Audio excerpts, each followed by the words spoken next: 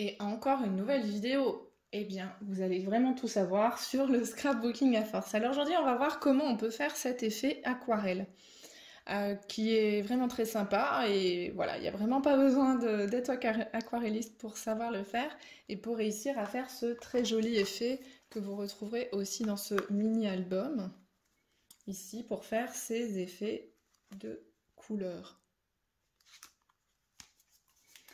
Alors, c'est parti, démonstration. Un papier suffisamment épais, c'est mieux. Un pinceau à réservoir d'eau. Il en existe plusieurs tailles avec des pointes fines et avec des pointes moins fines. Les deux peuvent très bien aller. C'est comme vous le souhaitez en fait. Je vais prendre la pointe fine. Bien sûr, il faut mettre de l'eau dedans, ça se dévisse. Et vous allez venir alors c'est pas toujours évident, mais vous allez sous votre robinet ou dans un bocal d'eau, et bien il va falloir appuyer pour faire rentrer l'eau. Voilà, une fois qu'on a le coup de main, c'est très très simple. Et puis après, on va avoir besoin de choisir des couleurs.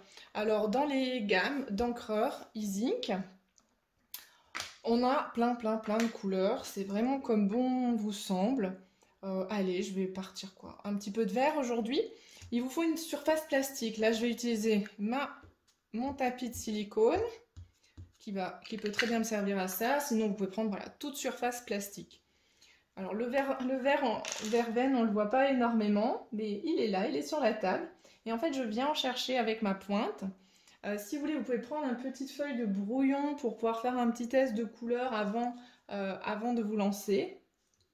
Mais voilà. Et après, il s'agit tout simplement, je penche mon pinceau pour pouvoir faire des traits. Voilà, je reprends un petit peu de couleur quand je vois qu'il n'y en a plus assez. Et ça fait vraiment très très joli. Alors après, je vais prendre une autre couleur qui se voit un petit peu plus. Je vais partir sur un autre vert. Sachez que vous pouvez mélanger toutes les couleurs. Là, j'ai même mis au milieu de la verveine. Du coup, je sais que ça va mélanger un petit peu. Je peux même en remettre.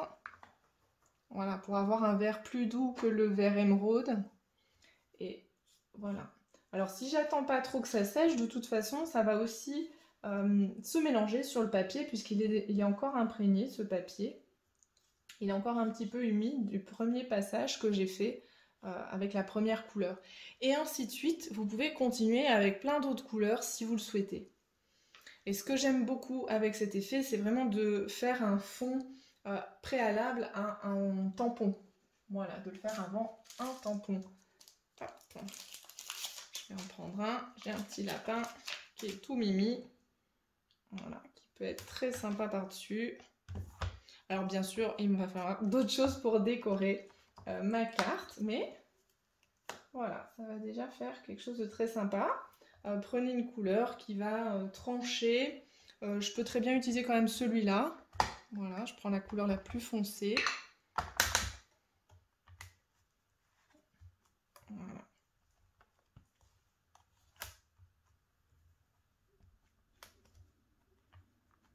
Et voilà, et c'est vrai que le fond donne de la coloration à mon tampon et lui donne vraiment un joli rendu.